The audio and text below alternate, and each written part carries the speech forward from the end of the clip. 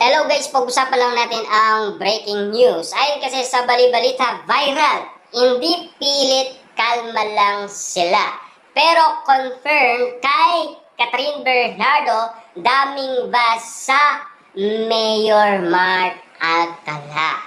Kinukumpara nga naman kasi sina Daniel Padilla at Catherine Bernardo sa kani-kanilang relasyon. Na alam niyo naman siguro, ayon sa bali-balita, sina Daniel Padilla at Kayla Estrada, pilit kalma lang sila, parang chill lang naman ang kanilang relasyon. Samantalang kina Mayor Mark Alcala at Catherine Bernardo, ang dami nga naman kasing bumabatikos kay Mayor Mark Alcala. Isama na daw natin ang mga fans ni Catherine Bernardo na ayaw kay Mayor Mark Alcala at kung bakit sila lumipat sa poder ni Daniel Padilla at siya ang sinuportaan ng mga ito at hindi si Catherine Bernardo. Grabe nga naman kasi dahil pakonti ng pakonti ang mga Dilulo fans ni Catherine Bernardo at nagsisilipat na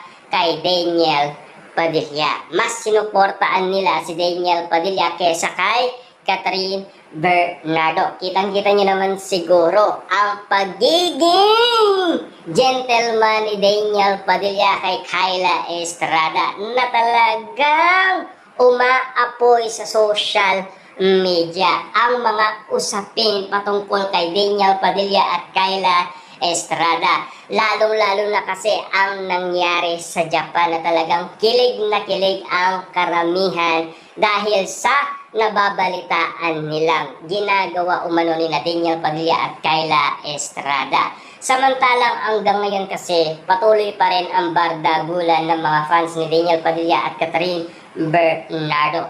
Walang sawa ang mga bardagulan para ipagtanggol ang kani-kanilang idolo. Na alam niyo naman siguro, kapansin-pansin na ayaw talagang magpatalo ng mga Dilulo fans ni Catherine Bernardo kay Daniel Padilla. Kahit lamang na sina Daniel Padilla at Kayla Estrada sa lahat ng mga netizens at mga Dilulo fans sa kanilang relasyon. Samantalang kina Catherine Bernardo at Mayor Mark Alcala, grabe, ang daming mga bad comment nga naman kasi sa kanila na talagang tuloy-tuloy ang mga batikos kina Catherine Bernardo at Mayor Mark Alcala. Walang sawa nga naman kasi hanggang ngayon ay binabatikos pa rin si Mayor Mark Alcala. Lalong-lalo na kasi ngayon may mga nangyayaring unos sa ating bansa. Lalong-lalo na sila ay nakabakasyon noon